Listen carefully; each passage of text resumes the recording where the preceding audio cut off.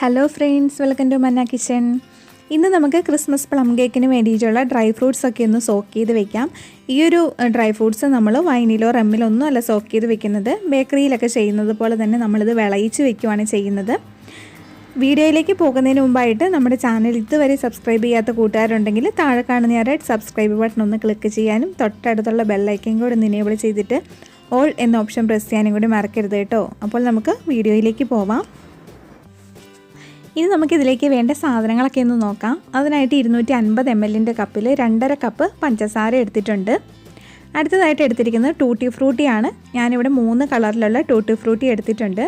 Tutti Frooti എടുത്തിരിക്കുന്നത് 150 gram ആണ്. അടുത്തതായിട്ട് എടുത്തിരിക്കുന്നത് റേസിൻസ് ആണ്. ഞാൻ 2 കളറിലുള്ള റേസിൻസ് എടുത്തിട്ടുണ്ട്. ബ്ലാക്ക് റേസിൻസും അതുപോലെ യെല്ലോയും എടുത്തിട്ടുണ്ട്. കുരുവില്ലാത്തതാണിത്. കുരുവില്ലാത്തത് നോക്കി എടുക്കാൻ ശ്രദ്ധിക്കുക. പിന്നെ സാധനങ്ങൾ എടുക്കുമ്പോൾ എപ്പോഴും റീറ്റെയിൽ ഷോപ്പിൽ നിന്ന് വാങ്ങിക്കാതെ ഹോൾസെയിൽ ഷോപ്പിൽ നിന്ന് വാങ്ങിക്കണം കേട്ടോ, എന്നാലേ നമുക്ക് ലാഭം ഉണ്ടാവുള്ളൂ.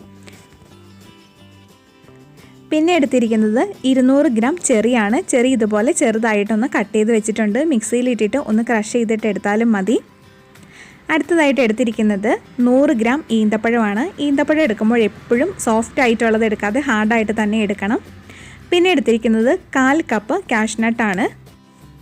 കാഷ്നട്ട് നമുക്ക് ഇതുപോലെ ക്രഷ്ഡ് ആയിട്ടുള്ള വാങ്ങിക്കാൻ കിട്ടും. WSP എന്ന് പറഞ്ഞാൽ മതി. പ്ലം കേക്കിലും ക്യാരറ്റ് കേക്കിലൊക്കെ ഇടാൻ ഇതാണ് എളുപ്പം. പിന്നെ ഇത് ഞാൻ നന്നായിട്ടൊന്ന് ഡ്രൈ റോസ്റ്റ് ചെയ്തിട്ടുണ്ട്. കാരണം എന്താണെന്ന് വെച്ചാൽ നമ്മൾ പ്ലം കേക്ക് കുറച്ച് ദിവസമൊക്കെ സൂക്ഷിക്കുമ്പോൾ ഈ ഒരു കാഷ്നട്ട് പൂപ്പൽ വരാനുള്ള സാധ്യത ഉള്ളതുകൊണ്ട് നിങ്ങൾ സ്കിപ്പ് ചെയ്യരുത്, നന്നായിട്ട് തന്നെ ഡ്രൈ റോസ്റ്റ് ചെയ്തെടുക്കണം കേട്ടോ. പിന്നെ എടുത്തിരിക്കുന്നത് ജിഞ്ചർ പീലാണ്. ഈ ഒരു ജിഞ്ചർ പീൽ ഇതിൽ മസ്റ്റാണ് കേട്ടോ. ഇനി നിങ്ങൾക്ക് ജിഞ്ചർ പീൽ അല്ലെങ്കിൽ ജിഞ്ചർ പൗഡർ കിട്ടിയില്ലെങ്കിൽ ചുക്കുപൊടി എടുത്താലും മതി, കിട്ടുമെങ്കിൽ ഇത് തന്നെ ഉപയോഗിക്കുക. പിന്നെ എടുത്തിരിക്കുന്നത് 2 table spoon home made garam മസാലയാണ്. അതും മസ്റ്റാണ്. പിന്നെ ഞാനിവിടെ എടുത്തിരിക്കുന്നത് ഒരു വലിയ ഓറഞ്ചിൻ്റെ നീരാണ് കേട്ടോ. ഇപ്പോൾ ചെറിയ ഓറഞ്ച് ആണെങ്കിൽ 2 എണ്ണം എടുക്കുക. ഇതിപ്പോൾ വലിയൊരു ഓറഞ്ചിൻ്റെ നീരാണ് എടുത്തിരിക്കുന്നത്. അടുത്തതായിട്ട് 2 നാരങ്ങയുടെ നീരെടുത്തിട്ടുണ്ട്. അടുത്തതായിട്ട് എടുത്തിരിക്കുന്നത് ഓറഞ്ച് പീലാണ്. ഇത് ഡ്രൈ ഓറഞ്ച് പീലാണ്. ഇത് കടയിൽ നിന്ന് തന്നെ വാങ്ങിക്കാൻ കിട്ടും. ഇനിയിപ്പോൾ ഇത് കിട്ടിയില്ല എന്നുണ്ടെങ്കിൽ നിങ്ങളൊരു 1/4 കപ്പ് വെള്ളത്തിൽ ഒരു 2-3 ടേബിൾ സ്പൂൺ പഞ്ചസാര ഇട്ട് ഒരു 2-3 ഓറഞ്ചിൻ്റെ തൊലി ഇട്ട് ഒന്ന് വിളയിച്ച് ഒരാഴ്ച വെച്ചാൽ മതിയാവും. ഇതിങ്ങനെ തന്നെ നമുക്ക് കടയിൽ വാങ്ങിക്കാനായിട്ട് കിട്ടും. എനിക്കിത് വലിയ പീസായിട്ടാണ് കിട്ടിയത്. ഞാനിത് കട്ട് ചെയ്ത് വെച്ചിട്ടുള്ളതാണ്. അതൊരു 1/4 കപ്പ് എടുത്തിട്ടുണ്ട്. ഇത്രയും സാധനങ്ങളാണ് നമുക്ക് ഫ്രൂട്ട്സ് സോക്ക് ചെയ്യാനായിട്ട് വേണ്ടത്. ഇനി ഇത് നമുക്ക് എങ്ങനെയാണ് സോക്ക് ചെയ്യുന്നതെന്ന് നോക്കാം. അപ്പോൾ ഞാനിവിടെ ഒരു ചൂടുകട്ടിയുള്ള പാത്രത്തിലേക്ക് നമ്മൾ എടുത്ത് വെച്ചിട്ടുള്ള 2.5 കപ്പ് പഞ്ചസാര ഇട്ട് കൊടുത്തിട്ടുണ്ട്. പിന്നെ ഇൻഗ്രീഡിയൻസ് കാണിച്ച കൂട്ടത്തിൽ ഒരു സാധനം കാണിക്കാൻ വിട്ടുപോയി കേട്ടോ. അത് ജാമാണ്. ഇത് മിക്സഡ് ജാമാണ്. 100 ഗ്രാം എടുത്തിട്ടുണ്ട്. അത് നമുക്ക് ഈ പഞ്ചസാരയിലേക്ക് ഇട്ട് കൊടുക്കാം. മിക്സഡ് ജാം തന്നെ എടുക്കണേ. അടുത്തതായിട്ട് നമ്മൾ എടുത്ത് വെച്ചിരിക്കുന്ന ഓറഞ്ചിൻ്റെ ജ്യൂസ് ഒഴിച്ച് കൊടുക്കാം. ഓറഞ്ച് ജ്യൂസ് തന്നെ വേണം നിർബന്ധമില്ല കേട്ടോ. നിങ്ങൾക്ക് ഗ്രേപ്പ് ജ്യൂസ് എടുക്കാം, അതുപോലെ പൈനാപ്പിൾ ജ്യൂസൊക്കെ എടുക്കാം കേട്ടോ. പിന്നെ അതിലേക്ക് നമ്മൾ എടുത്ത് വെച്ചിട്ടുള്ള 2 നാരങ്ങയുടെ നീരും കൂടി ഒഴിച്ച് കൊടുത്തിട്ടുണ്ട്. ഇനി ഇത് നമുക്ക് നന്നായിട്ടൊന്ന് മിക്സ് ചെയ്തെടുക്കാം. നന്നായിട്ട് മിക്സ് ചെയ്തതിന് ശേഷം മാത്രമാണ് നമ്മൾ ഫ്ലെയിം ഓൺ ചെയ്യുന്നത്.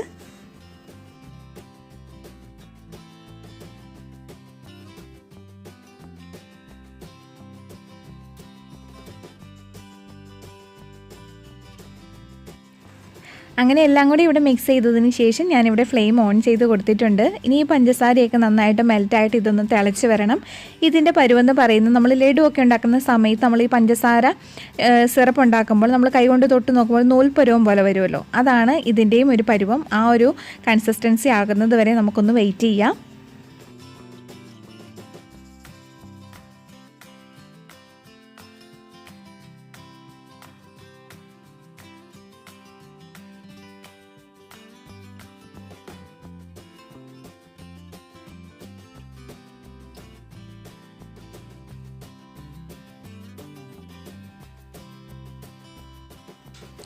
അപ്പോൾ നന്നായിട്ട് തിളച്ച് പഞ്ചസാരയൊക്കെ മെൽറ്റായി വന്നിട്ടുണ്ട്. നമ്മൾ കൈകൊണ്ട് ഇങ്ങനെ തൊട്ട് നോക്കുന്ന സമയത്ത് ഇതുപോലെ നൂല് പോലെ വലിഞ്ഞ് കിട്ടണം.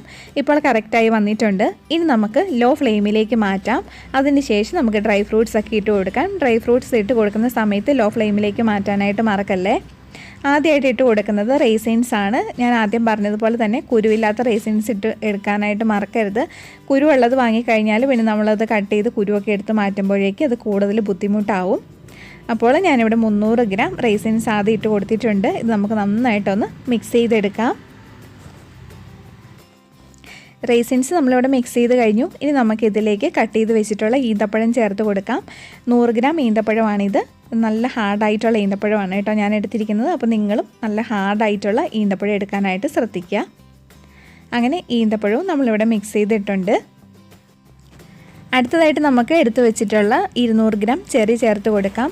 എല്ലാ സാധനങ്ങളും അതിൻ്റെ അളവുകളും ഞാൻ താഴെ ഡിസ്ക്രിപ്ഷൻ ബോക്സിൽ കൊടുത്തേക്കാം കേട്ടോ. അങ്ങനെ ചെറിയും മിക്സാക്കി എടുത്തിട്ടുണ്ട്. ഇനി നമുക്ക് എടുത്തു വെച്ചിട്ടുള്ള 3 കളറിലുള്ള 150 ഗ്രാം ടൂട്ടി ഫ്രൂട്ടി ചേർത്ത് കൊടുക്കാം. പിന്നെ നിങ്ങൾക്ക് ഇഷ്ടമുള്ള ഡ്രൈ ഫ്രൂട്ട്സ് കൂടുതൽ ചേർക്കാം കേട്ടോ. നിങ്ങൾക്ക് ഏത് ഡ്രൈ ഫ്രൂട്ട്സ് ആണോ, ഇനി ടൂട്ടി ഫ്രൂട്ടി ആണോ ബ്ലാക്ക് റൈസിൻസ് ആണോ, അത് അളവൊക്കെ അങ്ങോട്ടും ഇങ്ങോട്ടും മാറ്റം വരുത്താവുന്നതാണ്. അങ്ങനെ ടൂട്ടി ഫ്രൂട്ടിയും ഇവിടെ മിക്സ് ചെയ്തെടുത്തിട്ടുണ്ട്. അടുത്തതായിട്ട് നമുക്കിതിലേക്ക് നന്നായിട്ട് ഡ്രൈ റോസ്റ്റ് ചെയ്ത് വെച്ചിട്ടുള്ള കാഷ്നട്ട് ചേർത്ത് കൊടുത്തിട്ട് മിക്സ് ചെയ്തെടുക്കാം. ഡ്രൈ റോസ്റ്റ് ചെയ്യുന്ന കാര്യം നിങ്ങൾ സ്കിപ്പ് ചെയ്യരുത്.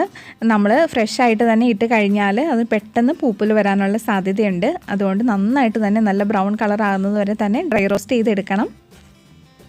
അങ്ങനെ കാഷ്നട്ടും ഇവിടെ നന്നായിട്ട് മിക്സ് ചെയ്തെടുത്തിട്ടുണ്ട്. ഇപ്പോൾ നമ്മുടെ ഡ്രൈ ഫ്രൂട്ട്സ് എല്ലാം ചേർത്ത് കഴിഞ്ഞു.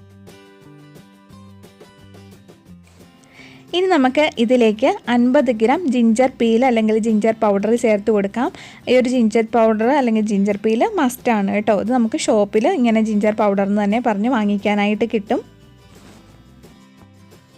അടുത്തതായിട്ട് നമുക്കിതിലേക്ക് ഡ്രൈ ഓറഞ്ച് പീൽ ചേർത്ത് കൊടുക്കാം. ഇത് കടയിൽ നിന്ന് വാങ്ങിക്കുമ്പോൾ നമുക്ക് വിളയിച്ച് തന്നെയാണ് കേട്ടോ കിട്ടുന്നത്. ഇത് നമുക്ക് നന്നായിട്ടൊന്ന് മിക്സ് ചെയ്തെടുക്കാം.